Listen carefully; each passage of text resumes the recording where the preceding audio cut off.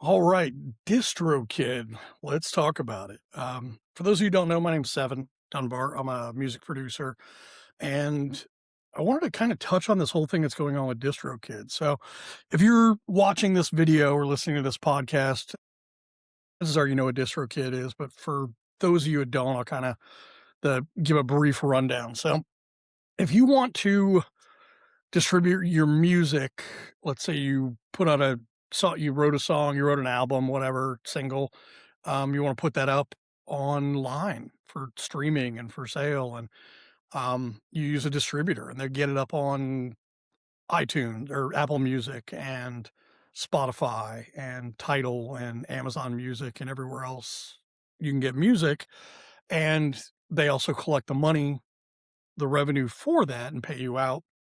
And they offer other services depending on which one it is. So the top ones are DistroKid is really the big one with I think like 40%, depending on who what numbers you look at, anywhere from 30 to 40, but I think they're around 40% of the market. Something like 2 million plus users are using DistroKid to put their music online.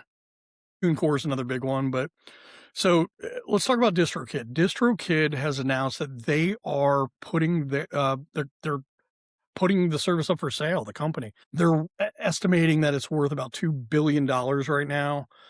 Um, they're kind of the top of the game. They're one of the most successful. So a lot of questions of like, why are they doing that? Why are they selling? Like, what do they know that we don't? Right. And there's a couple theories going around. So one of them, the industry is really in a state. There's a lot of changes happening. It's in a state of flux right now. There's a lot going on.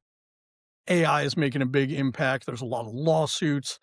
There is streaming companies getting flooded with thousands of AI songs every single day. We have companies like Bandcamp that have started to kind of take some measures where they're banning AI music, but which, in my personal opinion, I like that. I think that's a good move. I think that it's going to evolve. Right now, I think it's user reported, which I think could be too easily weaponized. But overall, like I think that's a good thing. Like keep music real. Again, just my opinion. It's a controversial subject right now. Um, I can respect it as a tool. I use AI when it comes to making videos and sometimes art, or at least modifying things. But at the end of the day, I'd like to. Uh, I like to do it without it. But again, that's a whole nother topic.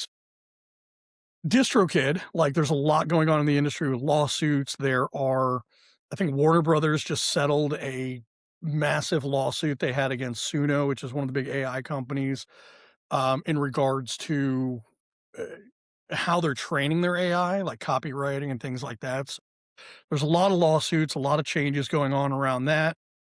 There's a lot of fraud going on. There are streaming bots and playlists that are being manipulated, and there's a lot of fraud that's happening. We also have record labels that are record label executives that are leaving DistroKid and some of these distributors and joining up with AI companies. And there's a lot of talk in the industry of label mergers and maybe even distributor mergers. And so there's a lot going on right now. So I guess the question really is like, what does DistroKid know that we don't, that they're selling when they're apparently at their peak? Um, are they trying to get rid of this before the whole thing collapses almost, where it's, between the AI and the fraud and everything else going on, they're trying to get out while they can, or are they just cashing in? Um, it's hard to say, but if you're a musician, especially if you're an independent musician, keep your eye on this. Be educated of what's going on.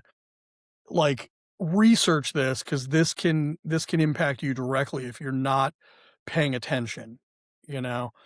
Um, keep an eye on if you're releasing songs through these companies, what changes are happening? What are you agreeing to? I've heard people talking about them slipping in things like you're giving permission for your music to be used to train AI.